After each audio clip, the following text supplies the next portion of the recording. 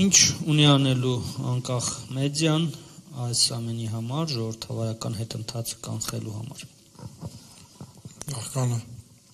այս հարցին պատասխանել, կուզեի անդրադառնալ քաղաքացիական հասարակության դերի մասին Տիգրանի նկատառումներին, կոնկրետ մի քանի դրական երևույթներ, որ եղան վերջին շրջանում, մասնավորապես Արթուր Օսիպյանի հետ կապված, ուզում եմ անել հետևյալ ակնարկը, որ Օսիպյանը մեծ հաշվով քաղաքացիական հասարակության կողմից դիտվում էր որպես իրենց մարդը, եւ այդ արձագանքը եղավ նաև այն պատճառով, որովհետև Օսիպյանը իրենց մեր մարդն էր, բայց երբ որ արժեքները եւ սկզբունքները խախտվում են եւ դրա վերաբերյալ չի լինում միահամուռ գնահատական քաղաքացիական հասարակության կողմից, դա խոսում է ժողովրդավարական լուրջ հետընթացի մասին եւ փաստացիորեն մենք ունենք քաղաքացիական հասարակություն այսօր, որ երկփեղկված է։ Մի մասը իսկապես թեկուզ եւ ստանում է նույն դոնորական ֆինանսավորում ինչ-որ մյուս հատվածը, բայց այդ մի մասը քաղաքացիական հասարակության կոոպտացվել է կառավարությանը, դարձել է կառավարության, այսպես ասած, ապոլոգիստը, իշխանությունների կողմից չարաշահումների լեգիտիմացնող, ինչպես Տիգրանը քիչ առաջ նշեց, երբ որ օրենքի գերակայության խախտումները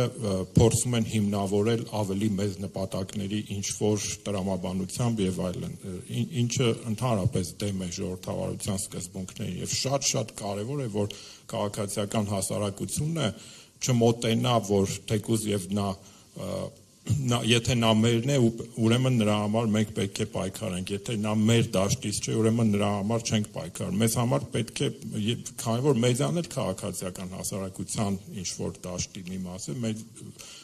մեր խնդիրը պետք է լինի, որ մենք պայքարենք սկզբունքների եւ արժեքների համար, եթե օրինակ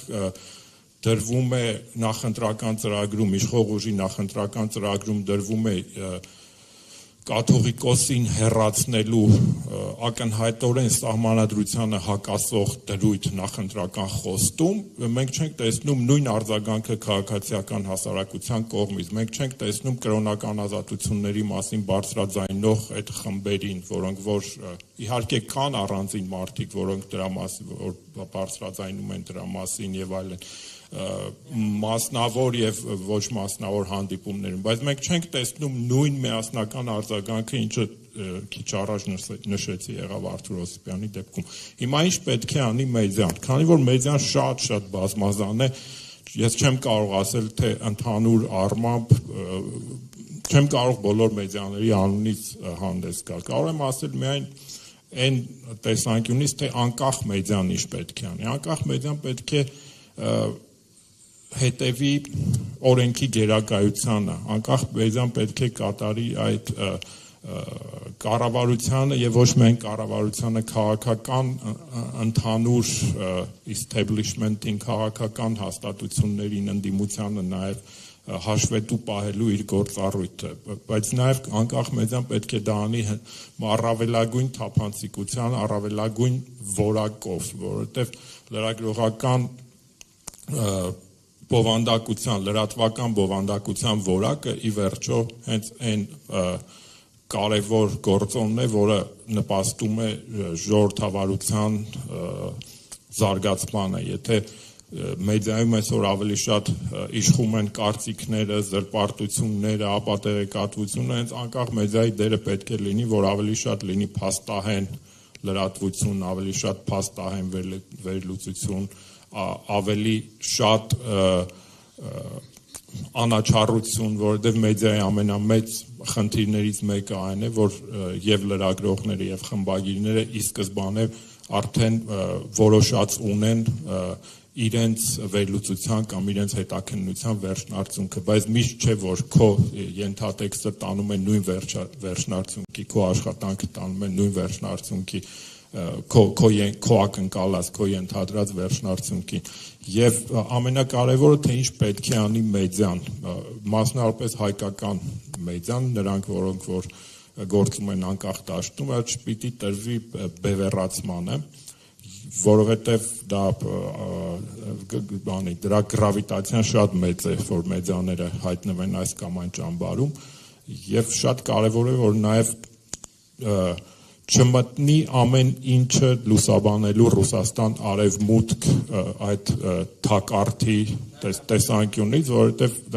նաև ընտրությունների շրջանում շատ մեծ էր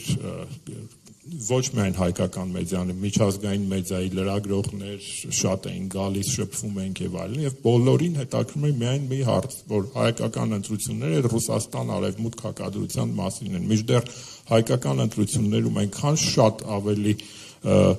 խնդիրներ ու երևույթներ կային, որ պարզապես շատ մակերեսային էր այդ մոտեցմամբ լուսաբանել, ու ցավոք մենք քիչ առաջ խոսեցինք այդ հրապարակման մասին, եւ այդ հրապարակումը արել էր ամենահեղինակավոր լրատվամիջոցներից մեկը, այդ 100,000 հոգու մասին, որ 100,000 հոգի գալիս են նրա, որը ի վերջո պարզվեց, որ Reuters-ն էր արել, հասկանում եք, Reuters-ի handbook-ը իմ սեղանի գիրքն է, որպես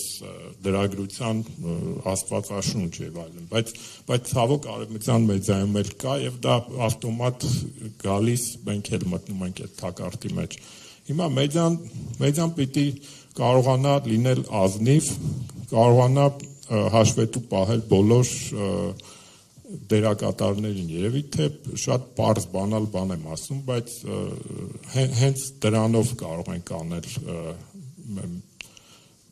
նպաստել ժողովրդավարությանը։